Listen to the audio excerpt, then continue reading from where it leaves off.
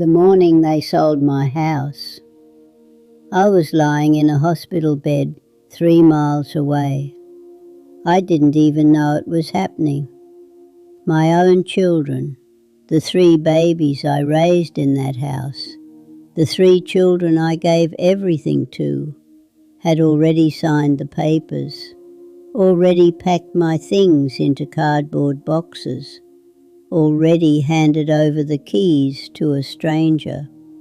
And they never said a single word to me, not one word. My name is Margaret Elaine Harris. I'm 74 years old. I lived on Cresthaven Lane in northwest Washington, D.C. for 41 years. And I want to tell you something today, something I kept locked inside those walls for a very, very long time. Something my children were never supposed to find. But somehow it found them anyway. Cresthaven Lane is one of those streets that folks around here used to call real. Not fancy, not famous, just real. Brick houses lined up side by side, big maples out front that turned orange every October, neighbours who waved from their porches and actually meant it.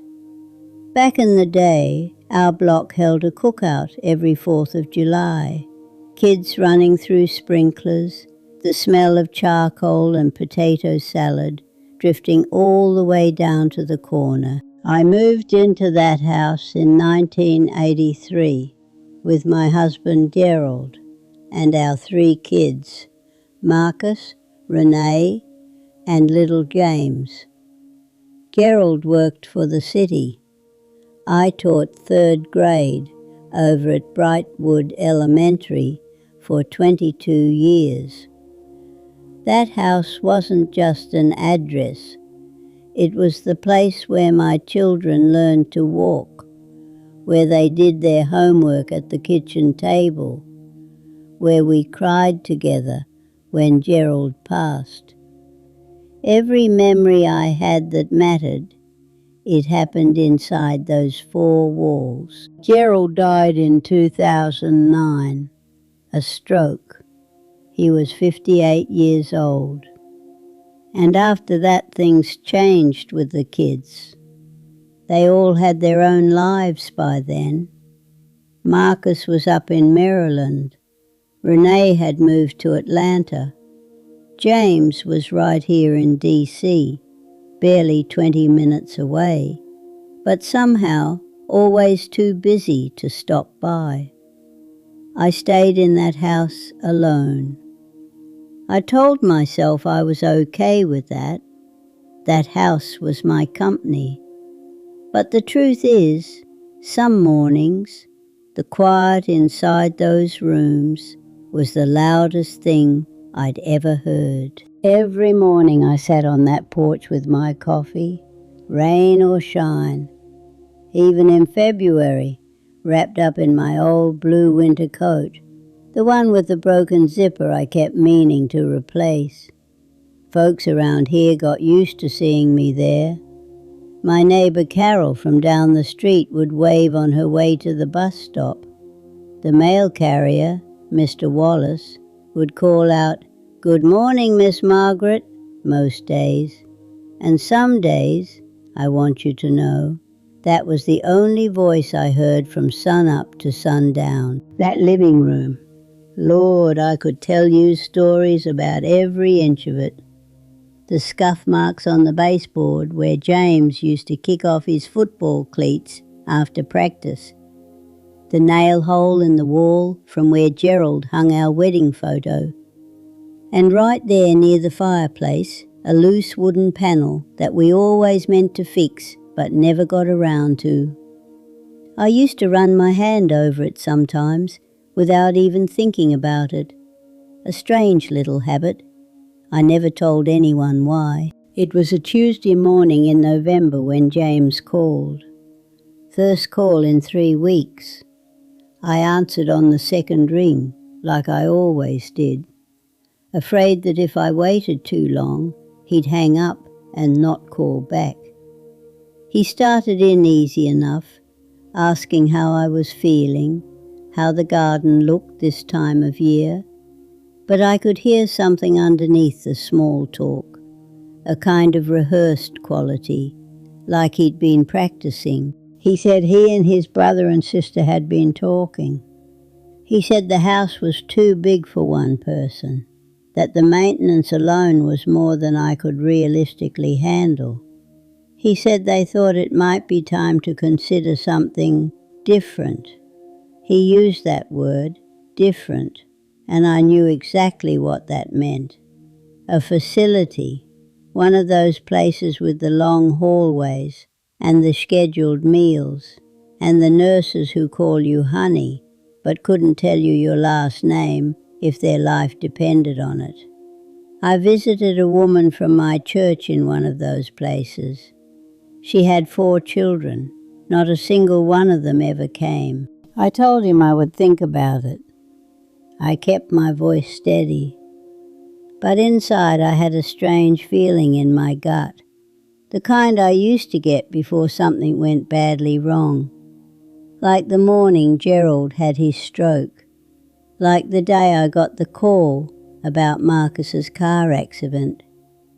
My body always seemed to know something before my mind caught up. And standing there in my kitchen, I felt it again. Something was coming. I just didn't know yet how fast. 2 weeks after that phone call, I woke up at 2 in the morning and I couldn't breathe. Not the way a cold takes your breath, different than that. Like something enormous was pressing down on my chest and refusing to let go. I got to the phone, knocked it off the nightstand first, had to crawl down to the floor to reach it, and I called 911. The dispatcher was a woman with a calm, steady voice. She kept saying, "Help is coming, ma'am. Stay with me." And I remember thinking, that's the most anyone has talked to me in weeks. The doctors called it a cardiac event, not a full heart attack, what they called a serious warning. I was in the ICU the first night. By the next morning, all 3 of my children were there. First time I had seen them all in the same room in 2 years. Marcus drove down from Maryland. Renee flew up from Atlanta. James came straight from his office. Standing in that hospital doorway, looking at the 3 of them crowded into my room, I thought, well, at least it took something like this to bring you home. I watched them out there in that hallway. The way Marcus had his shoulders squared. The posture he gets when he's running a meeting. Renee nodding along. James with his hands in his pockets, looking at the floor. I assumed they were talking about my care, about doctors and next steps and what needed to happen. And they were talking about me all right. They were just deciding something I had no idea was even on the table. I was in that hospital for 9 days. 9 days. And the whole time I kept thinking about going home. About my porch. About my coffee in the morning. And Mr. Wallace calling out his hello. And the way the radiator in the bedroom clicked on at night, like an old friend settling in. I was holding on to that picture like a lifeline. Turns out, while I was holding on to it, my children were busy erasing it. They cleaned out 41 years of my life in 3 days. 3 days. They went through every room, every drawer, every closet. They decided what was worth keeping and what wasn't. They wrapped and packed and hauled and donated without asking me a single question about a single thing. And the whole time they were doing it, not one of them picked up the phone to tell me. The house sold in 4 days after it was listed. 4 days. 41 years I lived on that street. Gerald and I carried our babies through that front door, buried a husband, raised 3 children, held that mortgage through 2 recessions, and it was gone in 4 days. I found out from my neighbour Carol. She sent me a photograph from her phone with a little message. "Oh, Margaret, I guess you're moving on. Best of luck." She thought I already knew. She thought I had chosen this. I was sitting in a hospital bed eating Jell-O when that photo came through, and I want you to know I have never felt so completely alone in my entire life. You know what the worst part was? Not that they sold it without asking me. Not even that they didn't tell me. The worst part was knowing they cleaned out every single room of that house and never once stopped to wonder if there was something they might have missed, something hidden, something waiting, because there was. Right there near the fireplace, behind that loose wooden panel I used to run my hand across without ever saying why, there was something they walked right past. The new owners were a young couple named the Pattersons. They bought the house to renovate it from the ground up. New kitchen, refinished floors, fresh everything. They started in the living room, right near the fireplace, right at that old loose panel I had pressed my hand against 100 times over the years. And when Mr. Patterson pulled it back to check the wall cavity, something fell forward into his hand. A sealed envelope, wrapped carefully in a plastic bag, tied with a faded blue ribbon, old, yellowed, but completely intact. Mrs. Patterson told me later she almost threw it away. She thought it was an old receipt, maybe a water bill from the previous owners. But something made her pause. She held it up to the light and could see there were real pages inside. Pages filled all the way to the margins with small, careful handwriting. So she tracked down Marcus through the real estate agent, and when she called him, when she read him those 2 words written on the front of that envelope, he went completely quiet on the other end of the line. She said she could hear him breathing, and then nothing for a long moment, and then he said, "I'll be there today." My 3 children stood in that living room, my empty living room, stripped of every single thing that had made it home. And Marcus held that envelope, and none of them moved for a long time. He called me before they opened it. His voice was different from any way I had ever heard it. Quieter, careful, like he was holding something fragile. He said, "Mom, did you leave something in the house on purpose?" And I felt something unlock in my chest, because yes, I had. 11 years ago, I had, and I had been waiting ever since to find out if anyone would ever find it. I wrote that letter in 2015, the year James stopped calling for 3 months after a disagreement about money I had loaned him and he didn't want to talk about anymore. The year I sat in my living room on Christmas Day, completely alone, and thought, if something ever happens to me, if I go the way Gerald went, without any warning, without any time to say the things that needed saying, my children deserve to know the truth, the whole truth, not just the version I had been protecting them from their entire lives. I never told my children about the year their father almost left us.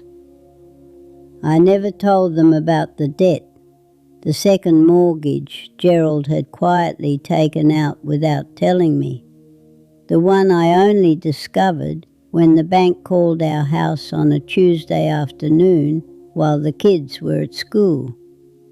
I never told them about what I sold to fix it.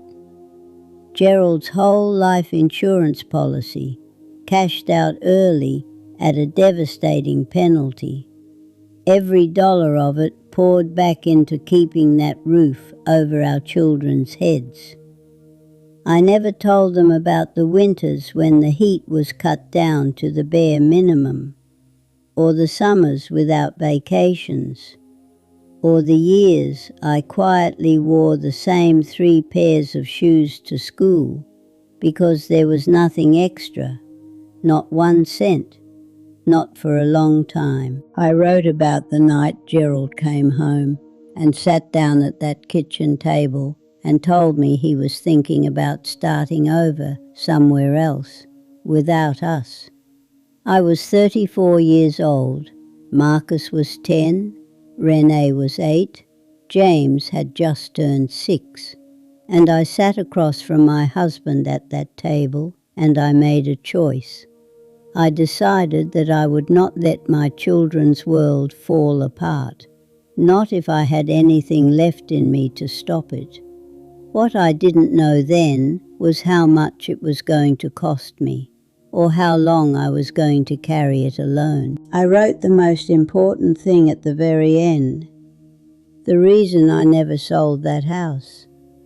The reason I stayed there alone all those years after Gerald passed, even when the furnace needed replacing and the roof started leaking, and my children kept telling me it was too much for one person. I wrote, "If you are reading this, then something has happened, and I need you to know I was never just a woman who lived in an old house and refused to let go. I was a woman who chose you every single day over everything else in this world. And that house is where I made that choice. That house is where I won. And I could not let it go, because letting it go would have meant the fight hadn't mattered, that everything I gave up had been for nothing."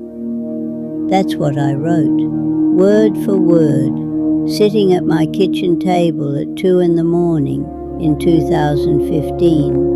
While my children were all asleep somewhere far away. Marcus called me while they were still sitting there with the letter in their laps. I could hear Renee crying softly in the background. He said, "Mom, we didn't know." And I said, "I know you didn't, baby. That's exactly why I wrote it down." He was quiet for a long moment after that. And then he said something that I had waited 60 years to hear someone say to me. He said, "I'm so sorry you carried that alone." That was all, 7 words. And I sat in Renee's guest room with the phone against my ear, and I let myself cry for the first time in a long, long time. James called me separately a little while later. His voice had that flatness it gets when he's trying not to fall apart. He said they had sold my house without asking me, without even telling me, and he didn't have a good reason for it. He said they thought it was the practical thing to do, that they thought it was the kind of decision that could be made without me. And I told him the truth. I said, "James, you thought the house was empty. You thought it didn't matter anymore. But it wasn't empty. It never was." And he said, "I know that now, Mom." And I believed him. For the first time in a very long time, I believed every word my son said to me. The Pattersons sent me a photograph of the living room after they finished the renovation. Beautiful, completely transformed. New floors, fresh paint, the old fireplace still right where it always was. And that section of wall near the fireplace, where the loose panel used to be, they had framed it, left a small square of the original wood sealed behind glass. Mrs. Patterson wrote me a note with the photo. She said, "We felt like this wall had a story worth honouring. We hope that's all right." I read that note 4 times, and I thought, yes, it is. My children came to Renee's the next day, all 3 of them together, which hadn't happened in years outside of that hospital room. Marcus brought coffee from the little diner on Connecticut Avenue, the one Gerald and I used to walk to on Sunday mornings when the kids were small. James brought yellow flowers. He said he didn't know exactly why, just that they seemed right, and I thought, that's the most like himself he has sounded in years. Marcus told me they wanted to find me a new place, something that was mine. Not a facility, just a home. Somewhere I could sit on the porch with my coffee if I wanted to. Somewhere with a garden if I needed one. And Renee held my hand across the table while he said it, and James kept looking down at the letter like he was still reading it in his mind. I looked around at the 3 of them, really looked the way you stop doing after so many years of ordinary life, and I felt something set down inside me, like finally putting down something heavy you have been carrying so long you forgot you were even holding it. The house on Cresthaven Lane belongs to the Patterson family now, a young couple just getting started, and I have made my peace with that, because the story of that house did not end when my children signed those papers and handed over the keys. The story ended the day they finally understood what I had built there, and what it had cost me, and why I had never been able to say any of it out loud. That is the only ending that ever really mattered, and I got it. Late, but I got it. At my age, you start to understand something nobody tells you when you are young.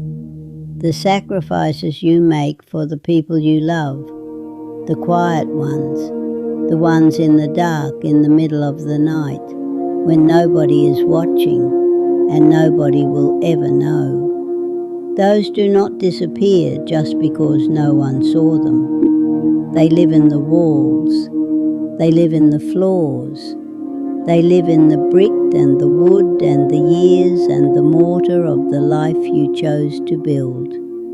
And sometimes, if you are patient enough, if you are still enough, the truth finds its own way out, even if it takes 40 years, even if it takes a stranger pulling back a loose panel in a wall, even if it takes a sealed letter in a plastic bag tied with a faded blue ribbon that your children almost walked right past. My name is Margaret Elaine Harris.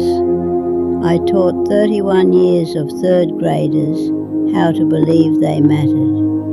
I loved one man for 30 years and held his family together long after he was gone. I lived on one street in Northwest Washington, D.C. for 41 years.